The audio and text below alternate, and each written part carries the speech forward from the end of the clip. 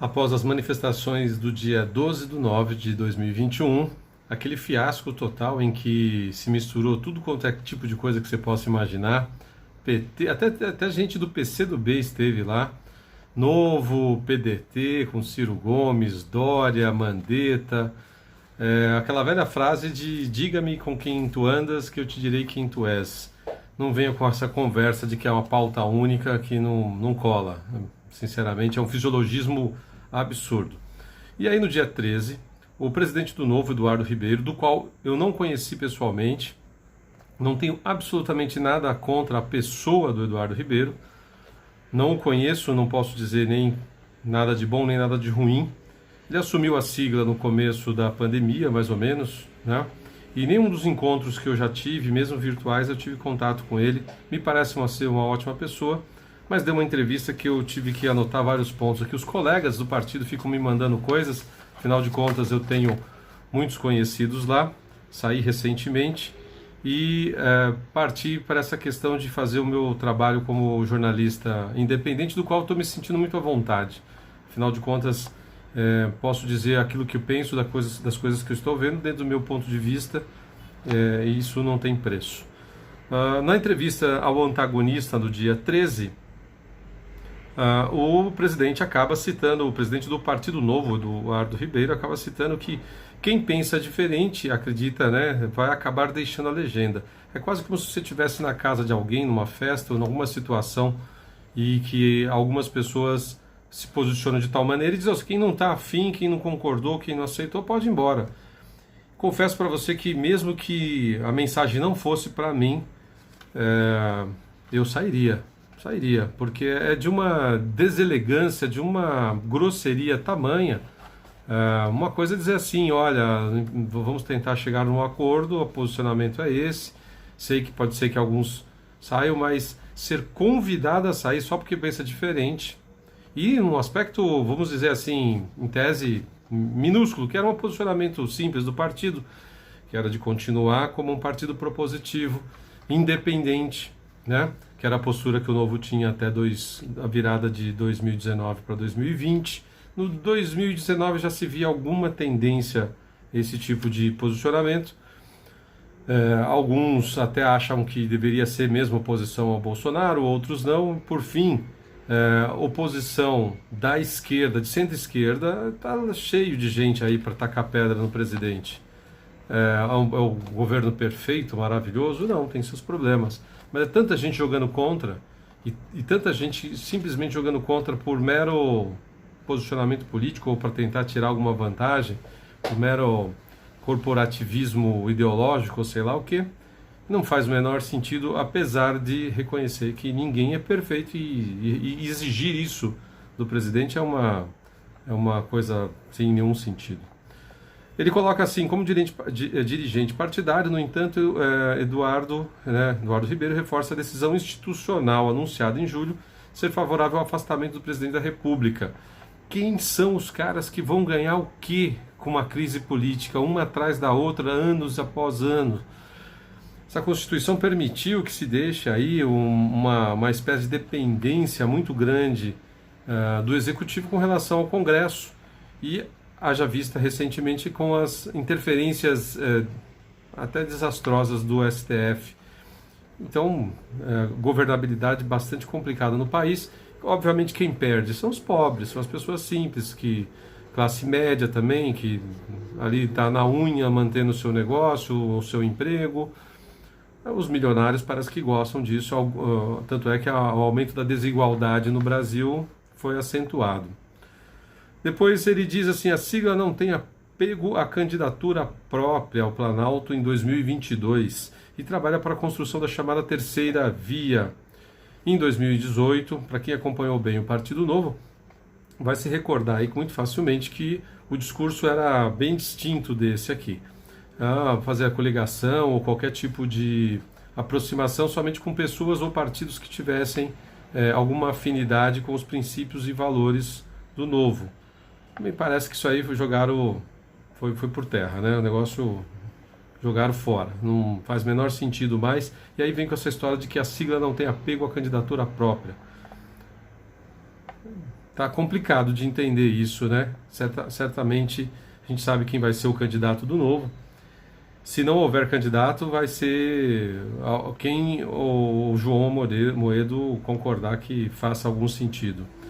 Eu vi nas eleições para o Executivo uma distorção desses princípios e valores em busca de candidato a qualquer preço, totalmente fisiológico, só blá blá blá, discurso. Espantou muito ver o desespero de alguns atrás de candidatos para prefeito e ao mesmo tempo gente muito aguerrida, já conhecida no partido, que já havia sido candidato, gente que às vezes tinha uma segunda ou terceira cadeira ali de postulante, gente que tinha ali uma cadeira, uma suplência próxima, segundo ou terceiro suplente para federal, por exemplo, sendo renegado às moscas, não sendo aprovado para o processo seletivo, uma coisa bastante suspeita, eu vou dizer assim, bastante controlada. Uma hora eu posso fazer um vídeo, uma live falando dessas questões. No Legislativo, o processo seletivo era mais tranquilo. No Executivo, a coisa ficou bastante estranha.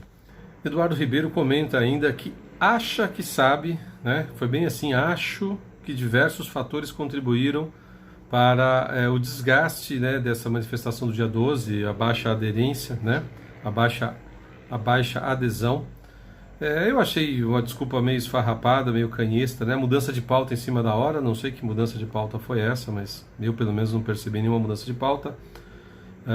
E dizer que meio que se vitimizou aqui, colocou culpa em terceiros, como citar o PT e a esquerda tentando esvaziar a manifestação e os bolsonaristas. Óbvio que se o pessoal não acha que está junto, que não é algo que interessa, tanto bolsonaristas como qualquer um outro poderia não participar, aderir, né? Achei bem estranha essa declaração, mas é só mais uma das muitas que eu vou achar estranho aqui. João Moedo disse recentemente que o Novo não tem identidade. Você imagina o presidente do partido, já foi, não é mais, né? Mas foi um dos fundadores, um dos idealizadores do partido, dizer que o partido não tem identidade. Quando ele diz isso aqui é um eufemismo, ele está dizendo o seguinte, que o controle que ele gostaria de ter, da maneira como ele gostaria, estava se perdendo. E aí um direito dele de fazer todo o esforço político para manter esse controle, só deveria assumir isso e pronto. Eu já falei isso em outros vídeos, liberdade para que ele assuma, afinal de contas, a criança dele. O problema é que muitas pessoas desde o começo foram 10 anos de jornada aí para chegar ao ponto que chegou, e aí muita gente se sentindo enganada, né? Uma situação bastante estranha. O Novo é, acima de tudo, um partido institucionalista. Eu confesso que eu não tinha visto isso em lugar nenhum. Começou a colocar que isso vinha acima de ser um partido liberal. Não é um partido liberal. O próprio Amoedo já, numa dessas entrevistas ou lives, disse que mal sabia, quando começou a conversar sobre o assunto, o que era liberalismo, tinha pouco conhecimento, só queria fazer direito, não sei o quê. E agora a gente já sabe, né, aquela velha história. A hora que a porca aperta, a gente sabe para que lado esse povo desce, e esse povo desce para o lado esquerdo, né? E então o liberalismo talvez fosse só uma questão ali de um assunto que estava em voga. Muita gente ligada ao liberalismo já saiu do partido. Então vai ser um partido de centro, mais um partido de centro. Talvez centro-esquerda, quem sabe. O progressismo flerta muito com a esquerda e vejo que muitas pessoas se colocam como progressista dentro do partido. O que é uma pena, né? Mas paciência, direito deles, e o barco segue. Ele continua ainda dizendo coisas como importante fazer as reformas e diminuir o Estado, mas a questão das instituições ainda são mais importantes. Defender as instituições. O que ele está fazendo basicamente é defender o STF, defender os três poderes, como se aquele que estava sendo tão provocado, que era o caso do Bolsonaro, que fosse o culpado de tudo. Quem anda cutucando a onça com vara curta e tentando rasgar a Constituição, e algumas vezes chegou a rasgar, é o STF, isso está claro, né? Pura narrativa cientificista, tentando encontrar um argumento da razão, mas sinceramente não me engano, uma distorção de ponto de vistas aí. E aí ele diz ainda que as instituições, preservar as instituições que ainda são muito jovens no Brasil. O que é ser uma instituição jovem? Em comparação a quem? Com o quê? Qual foi o sentido dessa frase? Para mim não diz nada. O repórter até poderia ter dado uma cutucada para tentar ver se tirava alguma coisa dessa informação meio perdida, né? Ele entra aqui meio em contradição quando ele diz: isso passa a impressão de que o partido perdeu a identidade. Mas isso não aconteceu somente com o Novo. O bolsonarismo faz isso. O populismo faz isso com as instituições partidárias. Ora, se vitimizando de novo, colocando a culpa em terceiros, tentando atribuir a um outro algo que faltou posicionamento para o partido, ou mudou o posicionamento, e paciência, né? Não é pelo fato de ter mudado o posicionamento do Novo. Coloquei aqui a anotação minha isso, né? Um certo vitimismo eu achei nessa história. Olha, combater o populismo sendo populista, para mim não tem nada de novidade nisso. Ele não define o que é populismo, né? Então, de novo, ele fala aqui, o populismo divide os partidos. O que não divide os partidos? O que une os partidos? Fica só a pergunta aí, cada um pensa da maneira que achar melhor, né? Aí cita de novo aquela conversinha furada de Salvador da Pátria. Salvador da Pátria só pode se for o Amoedo, ou seja, não vale nenhum outro Salvador da Pátria a não ser ele. Então, novamente, a minha crítica severa com relação a isso é que não se combate o personalismo sendo personalista. Então, uma mistura aqui de populismo e Salvador da Pátria, dizendo que está combatendo justamente aquilo que ele quer para si. A grande sacada do Novo, ele cita aqui, de governança, é separar a gestão partidária da política. Eu já apontei em vídeos aqui dizendo que justamente esse é um dos grandes problemas. Isso me faz lembrar o dilema paralelo, quando você tem que escolher entre duas coisas ruins. Eu tenho vídeos falando sobre dilema cruzado. Existe o dilema do trem, quando você tem que optar por duas coisas semelhantes, né? Como salvaram 4 vidas numa linha do trem ou 5 vidas na outra linha. E aqui, o que acontece? É justamente o contrário.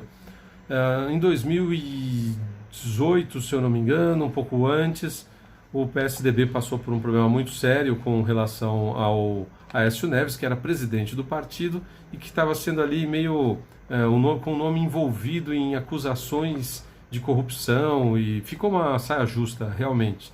Então, de fato, o presidente do partido também ser o político, independente de ter algum mandato em andamento ou não, é uma situação complicada. Mas o que o Novo demonstrou é que mandatário dentro do Novo, ele acaba sendo meio que fica muito nas mãos dos dirigentes, que muitas vezes só sabem fazer um outro tipo de política interna partidária e não entende nada do que acontece de fato no Congresso, numa Câmara de Vereadores, na Lesp em São Paulo, para os deputados estaduais.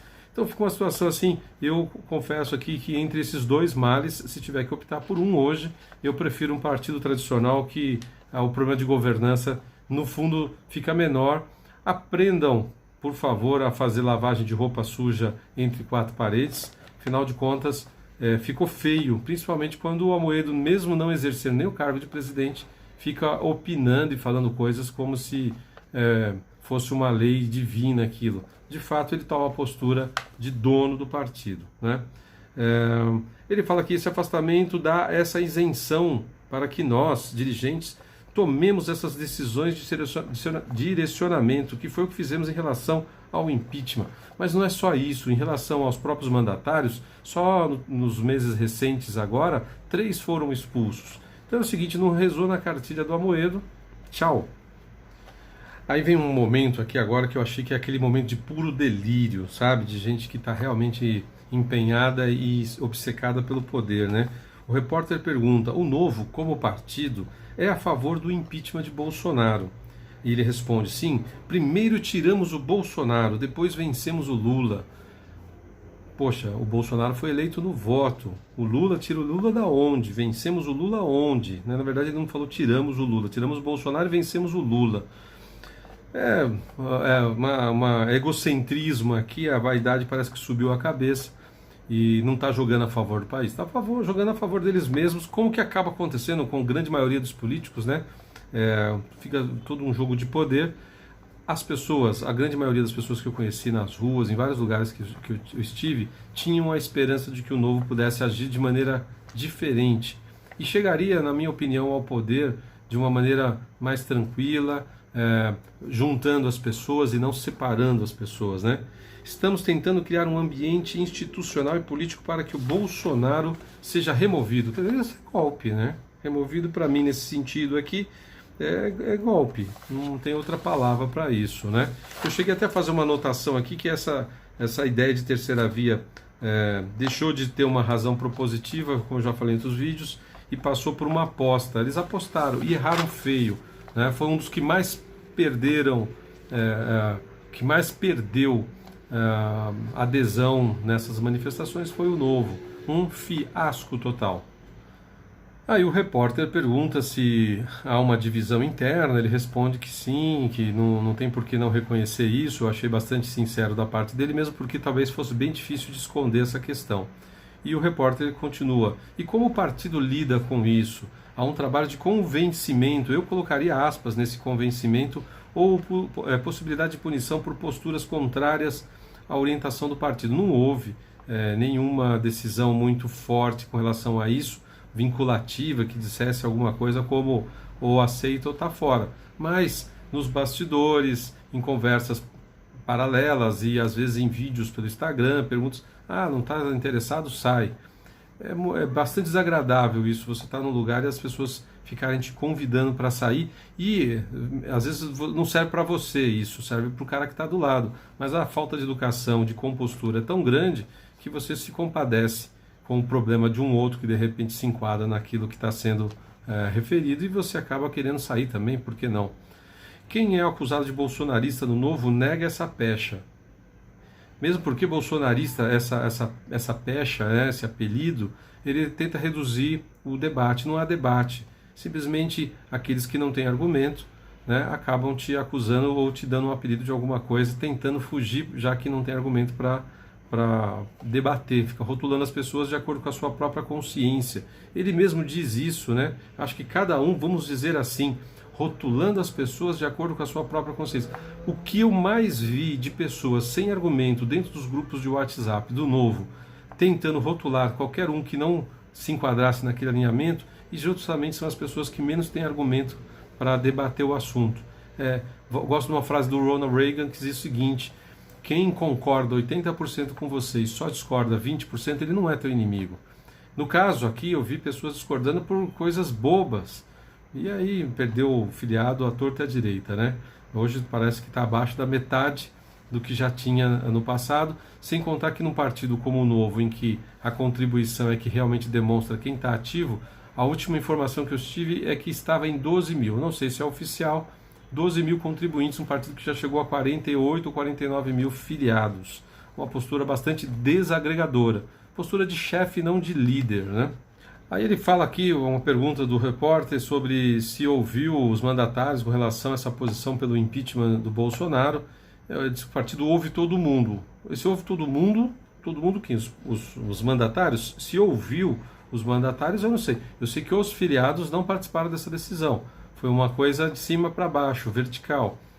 Então, poderia se ouvir os mandatários, obviamente, mas ouvir os filiados para saber o que eles pensam. Na verdade, não há interesse de gente que pense fora desse quadrado criado aqui. Gente que raciocina e que tem opinião talvez não esteja mais servindo para o Novo.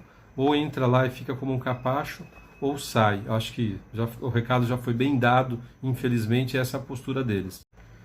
Ele comenta aqui sobre debandada de filiados, e aí na resposta ele fala uma coisa que me surpreendeu um pouco, né? Na pandemia muita gente também se desfiliou até por questões financeiras. É claro que uma pessoa que de repente já está apertado com as contas ali meio atrapalhadas, qualquer R$30, que é o valor mínimo de contribuição Novo, faz falta.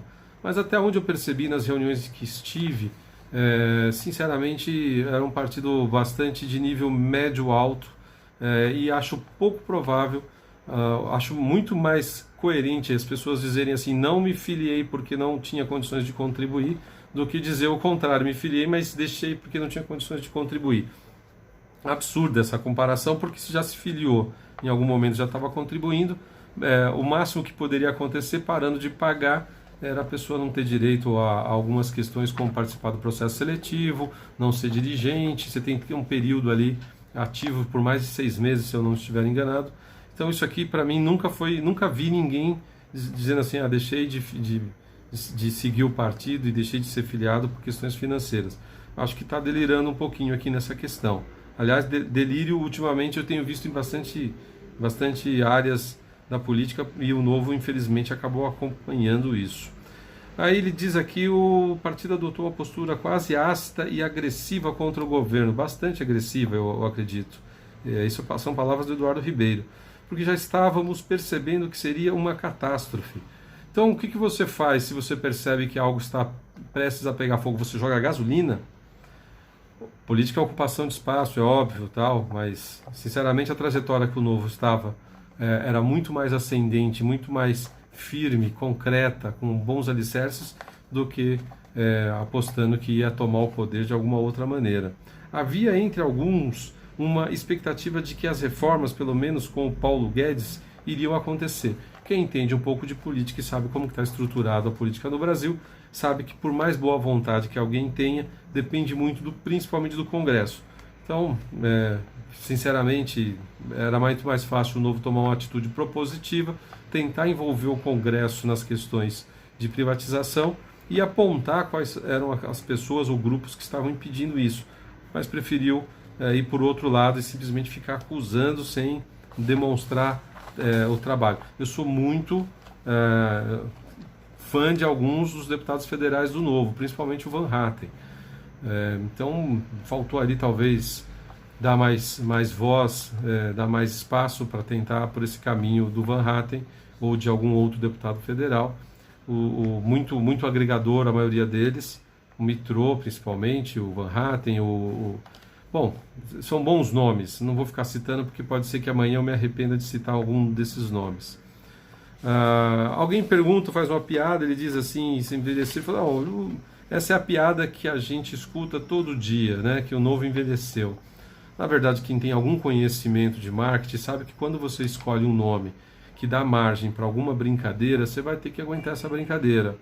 E hoje está muito claro de que o Novo é só um signo, né? Só significa alguma coisa, mas não remete de fato àquilo que diz.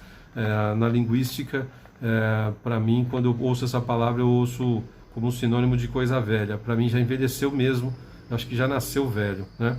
Ele cita aqui: são critérios para evitar que o partido seja tomado ou acabe indo por um caminho pragmático, depois se torne fisiológico. Para mim já é fisiológico, né? Na verdade, tem toda uma estrutura lá do Comitê de Ética para evitar que qualquer outra pessoa tome a vantagem, o poder dentro do partido, e assim o Amoedo segue tranquilo. Já ouvi vários comentários de gente que já trabalhou, foi sócia dele, que está no Comitê de Ética. Então, nada de novo realmente nisso. Você, na política, precisa construir acordos para aprovar projetos, mas não está sabendo o Novo construir acordos dentro do próprio partido. Por isso essa debandada tremenda. Ele diz que, de novo, que não envelheceu, a gente quer crescer de maneira consistente, não quer trazer um monte de gente que tem voto para chegar lá na frente e ter uma bancada o tempo todo votando dividida. Eu confesso que eu realmente acompanhei que houve uma tentativa em algumas cidades, e o Novo conseguiu se blindar disso, de gente que até tinha condições financeiras ou até nome e arrastava muitos votos, tentar entrar no partido e não conseguiu. Mérito do Novo, conseguiu realmente em alguns lugares, ou a maioria deles, barrar isso, mas não conseguiu isso em todos os lugares, não foi 100%. Em contrapartida, né, essa questão de barrar para ter uma bancada votando o tempo todo dividida, na minha opinião, é justamente o contrário. Os poucos que estavam lá, hoje os 8 federais, por exemplo, com dificuldades, sérias dificuldades, inclusive, porque o partido quer capacho, ele não quer gente que pense, finge que quer, mas na prática não é o que eu percebo mais. Tenho o direito de dizer assim, porque essa é a minha opinião. Uma das últimas perguntas aqui diz se vai ter candidatura para o Planalto em 2022. Diz que se surgir um nome que caiba dentro do Novo e consiga congregar todas as lideranças do centro e da centro-direita. É um discurso completamente diferente de 2018. O discurso de 2018, como eu mencionei, era dizer, olha, precisamos ter pessoas alinhadas com os princípios e valores e só vamos fazer coligações com quem estiver dentro desse perfil. E agora está dizendo uma outra coisa. No fato, toda essa novelinha, né, mais um teatrinho, ou vai ser o Amoedo ou não vai ser ninguém, acho pouco provável. Teve uma questão do metrô, que houve uma mobilização para que ele participasse do processo seletivo, deputado federal, né? Foi barrado, morreu, essa história morreu. O João Amoedo retirou a candidatura dele, ele diz aqui. Retirou porque pegou mal o jeito que ele fez, quer dizer, ele aceitou um convite muito suspeito, né? Os amigos o convidaram para ser presidente do partido que ele criou, candidato a presidente, pré-candidato, desculpe, me corrigindo aqui. E aí ele percebeu que não caiu bem porque ele não tem mais o perfil de liderança que ele tinha no começo. Na verdade, foi só questão de tempo de se revelar, e aí, obviamente, ficou mal para ele. Ele resolveu recusar o convite que ele já tinha aceitado. Sinceramente, só novelinha, teatrinho. Ele diz aqui que teve mais de 1.000 pessoas inscritas em nosso processo. Ele nem precisava dizer isso, porque ninguém vai acreditar que está certo nem que está errado. Se ele dissesse 10.000 pessoas, também indiferente se tem pessoas participando do processo seletivo ou não. É uma questão interna do partido, mérito ou demérito do partido, se tem muita gente ou não tentando ainda participar do processo seletivo para ser candidato. E aí ele cita o Zema, no fundo, como representante de um Estado, está fazendo mais ou menos o que a gente esperava que o Bolsonaro fizesse com relação à China. Cara, que exemplo infeliz aqui. O que tem a ver uma relação interna de brasileiros, de um governador com o presidente em pleno mandato, com uma relação entre estados? É claro que eu preferiria que o presidente fosse mais diplomático, que tentasse, ainda mais que a China e os Estados Unidos são os nossos dois principais parceiros, e a China hoje compra e exporta, né? A gente manda para a China muito mais, ou bastante, relativamente diferente a composição do que a gente tem de relação comercial com os Estados Unidos. Não tem nada a ver, né? Viajou na maionese, sinceramente, esse exemplo não cabe. O Zema está pensando nos interesses dos mineiros, e a gente tem que separar o que é o partido do que é um governador, dizendo que o Zema não ataca o Bolsonaro, porque é prudente, como se o Bolsonaro tivesse alguma relação disso com o que vai ser com a China ou não. Eu, particularmente, fiquei um pouco preocupado com alguns pontos dessa entrevista. Está me parecendo que há um certo delírio aqui, está precisando de alguma assessoria de imprensa aí para definir alguns pontos. Se a entrevista foi por escrito, por e-mail, alguma coisa do gênero, confesso que aí fica pior, porque pelo menos na escrita você tem mais chance de dar uma arredondada em algumas coisas. Na oralidade existe a fragilidade, como eu estou falando aqui agora, e alguma palavrinha escapar, sair do lugar. Nem tudo você fica querendo ter com o maior esmero possível. Tenta-se, mas a oralidade tem as suas limitações, como é de costume.